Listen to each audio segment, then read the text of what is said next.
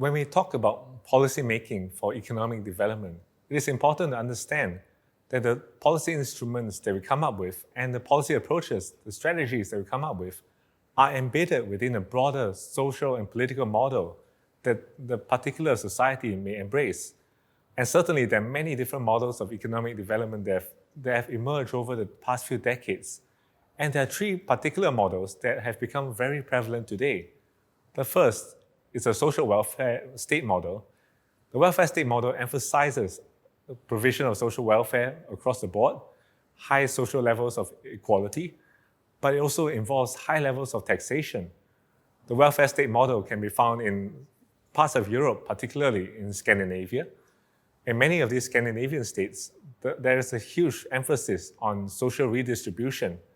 While industry is allowed to function, there's a free market, the firms and businesses are also taxed or levied with significant taxes, as are individuals.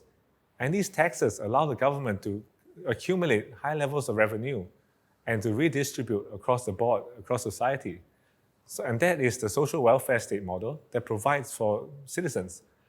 Now, as you can well imagine, the social welfare state model requires extensive state intervention in the realm of social policy, healthcare policy, and a lot of the instruments are focused in these areas.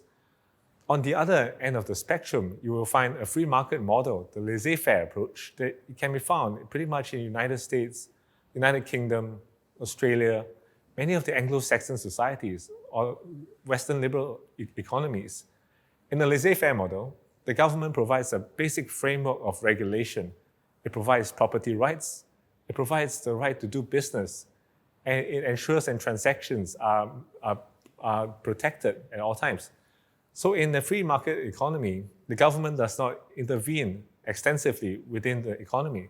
Rather, it provides a basic framework within which firms are allowed to operate to provide their businesses within the legal framework.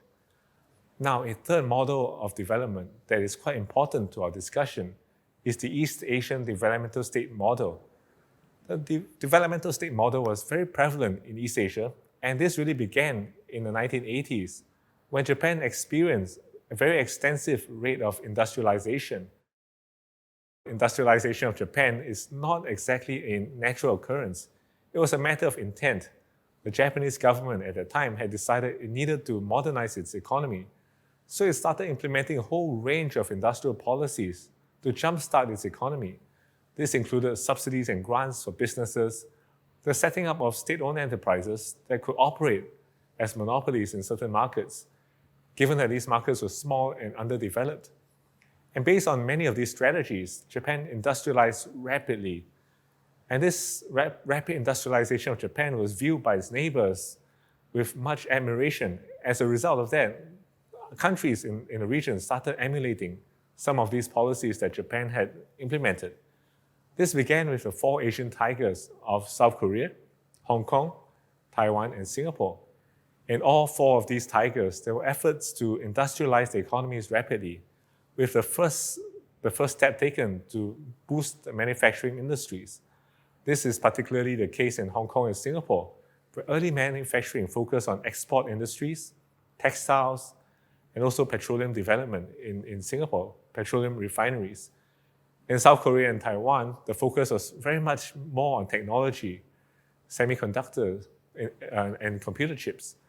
In any case, the four Asian tigers were rapidly industrialized, and this will spark off a further wave of industrialization in the rest of East Asia, beginning with China, Vietnam, Thailand, and Malaysia.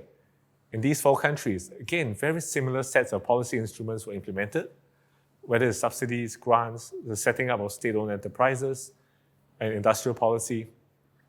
As a consequence, when we talk about economic development in East Asia, we tend to talk about the flying geese pattern. As you can imagine, when geese fly, they fly in a V-shaped pattern. And in this analogy, Japan was the first goose that started developing with its very intensive industrial policies. And this was followed by the Asian tigers and followed by the other East and Southeast Asian economies. But this example of the East Asian developmental state model serves to re-emphasize the point that policy instruments are not created in a vacuum. they're embedded within the broader societal norms. Certainly in Sweden, with the social welfare state, the expectation is that the state will provide extensive social policy, but that will require high taxation. And that is a model that is acceptable in Sweden. And in Japan, you will have a model where the state intervenes extensively in the economy. It grows businesses, it provides support, direct support. And that is in line with the social cultural norms that were in existence in the 80s.